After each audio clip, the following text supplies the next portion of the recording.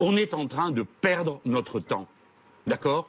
De perdre notre temps. Parce que la solution, elle est dans le problème qu'on a affronté. Et le problème, quel est-il ? Les experts du GIEC nous disent, c'est-à-dire les spécialistes du climat, on a 12 ans pour tout changer si on ne veut pas la catastrophe climatique. Et nous, pendant ce temps-là, qu'est-ce qu'on fait ? Qu'est-ce qu'on est en train de faire ? Rien. Absolument rien. Donc, écoutez-moi, la solution, elle est dans le problème. Pour régler ce problème, on sait le faire. Il nous faut des millions de gens qui aillent au travail. Donc, les 6 millions de chômeurs qu'on a, on a besoin d'eux. Les 9 millions de pauvres, on a besoin d'eux. Quelle est votre proposition sur ce malaise social? Parce que l'écologie, on va en parler, hein. Non, mais on va en parler peut-être. Mais il n'y a pas le malaise social et l'écologie, c'est la même chose. Si vous mettez au travail des millions de gens pour faire la transition écologique, vous avez réglé le problème de l'emploi, vous relancez les pratiques de tous les jours. Vous avez par exemple, on va prendre un exemple tout bête pour vous montrer comment les choses sont liées. Si vous voulez que tout le monde puisse manger bio, eh bien comme ça coûte plus cher, il faut les payer mieux.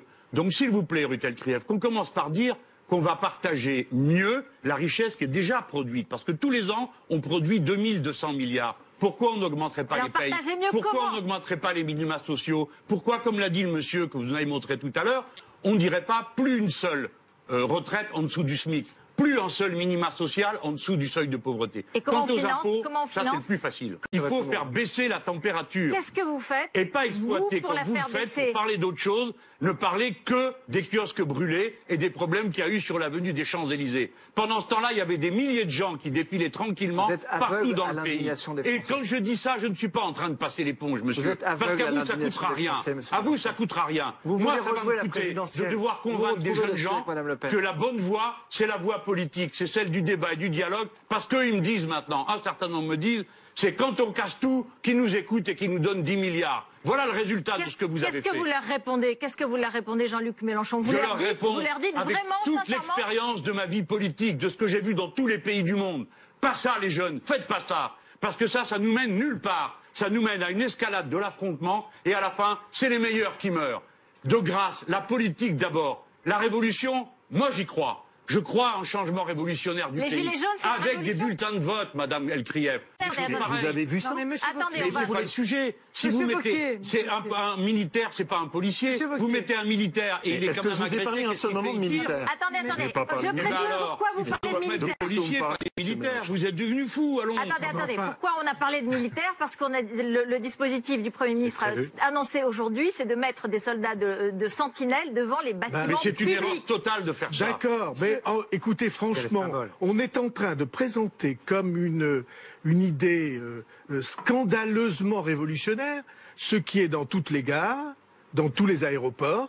Vous avez partout... Contre qui, monsieur Bayrou? C'est dans les gares. C'est pas la même raison. Contre les terroristes. François Bayrou, ils sont dans les gares et ailleurs. Ils sont dans les gares terroristes et ailleurs. Pas aux gens qui sont pas contents. Eh bien, moi, je considère que... Franchement, François Bayrou, je vous reconnais pas. Vous voilà maintenant pour les militaires qui passent le maintien de l'ordre. Oui, s'il le faut, avec ce qu'on a vu, avec des mois qu'est-ce qui se passe après, et des semaines qu'est-ce qui se passe? et des mois.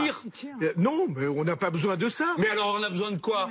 Oui, mais... De quoi parlez-vous? Si vous mettez un militaire devant un bâtiment et que vous lui dites qu'il faut protéger le bâtiment, quelqu'un vient quand même, qu'est-ce qu'il fait? C'est un métier, la police. Ce que vous avez dit, qui est en réalité une manière de exonérer de leurs responsabilités, de passer l'éponge sur ce qui s'est passé, par exemple, aux Champs-Élysées.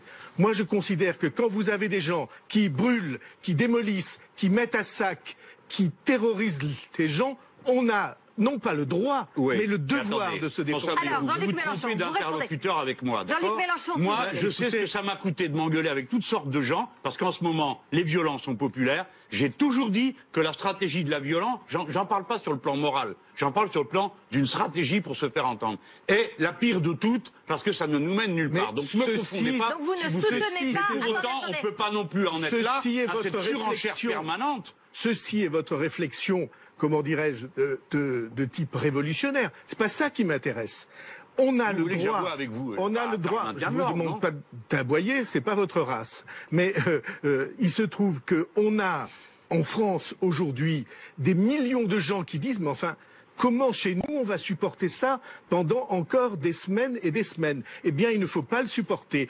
Je ne crois pas être le plus État policier qu'on puisse trouver. Écoutez, je considère qu'il y a des moments... Bayrou, mais de là à aller mettre des militaires, admettez qu'il y a un franchissement, il y a une escalade. On dirait que c'est sans fin. Excusez-moi, les gendarmes, c'est des militaires. C'est les pas gendarmes, pareil. C'est des militaires. C'est pas pareil. C'est un métier, le maintien de l'ordre. Vous voulez montrer il faut quelque faire chose baisser la faux. température. Voilà. Il faut faire baisser la température, apaiser, pas pousser sans arrêt. Madame Le Pen, vous manquez pas de souffle.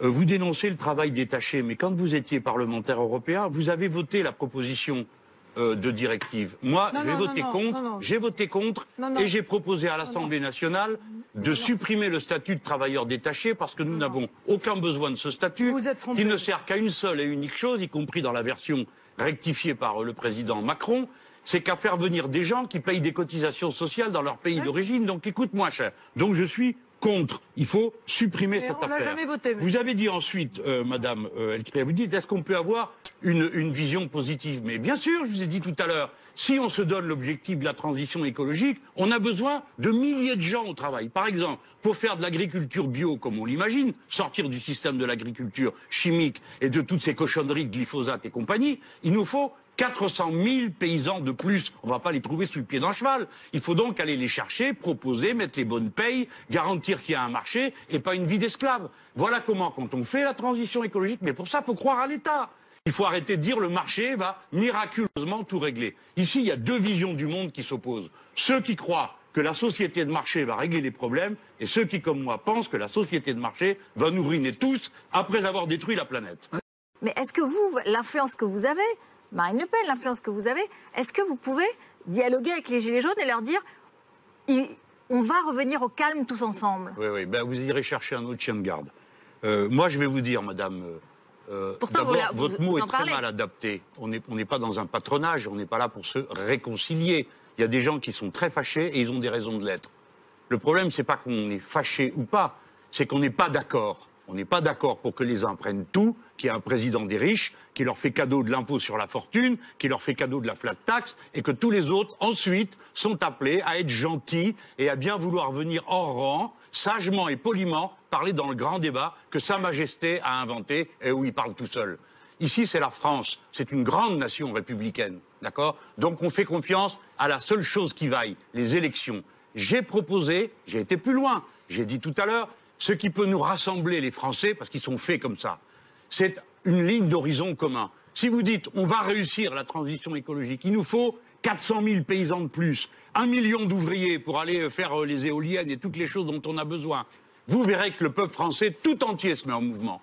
Parce qu'on sait le faire, parce qu'on peut avoir confiance en nous. J'ai dit il faut que le peuple puisse intervenir. J'ai proposé des formes de référendum. D'ailleurs, les Gilets jaunes le demandent. Qu'est-ce que vous voulez de plus? Pourquoi avez-vous peur du peuple? Pourquoi refusez-vous de dire qu'on aille le voir? Moi, ça ne m'arrange pas qu'il y ait des élections là. Ce n'est pas le meilleur moment pour moi en ce moment. Mais je dis que pour ma patrie, pour mon pays, c'est bien que toute cette charge de colère se décharge dans une décision politique. Et j'ai proposé, oui, j'en reconnais, c'est pas... Oui, je conspire contre les institutions. Je suis contre la Ve République qui est arrivée à cette folie où on a ce président que je ne vais pas le qualifier parce que sinon après ça va me faire des histoires pendant des jours. Mais voilà ce personnage tout seul qui décide de tout et qui en 18 mois a réussi à bazardifier le pays comme personne ne l'avait fait avant lui. Bon, eh bien, ce système-là, il ne faut plus le permettre parce que qui que ce soit devient fou avec autant de pouvoir. Il faut maintenant revenir à la démocratie, à la République, aux grands objectifs qui entraînent tout le peuple à faire quelque chose en commun. Bon sang, c'est pas si compliqué à faire que ça.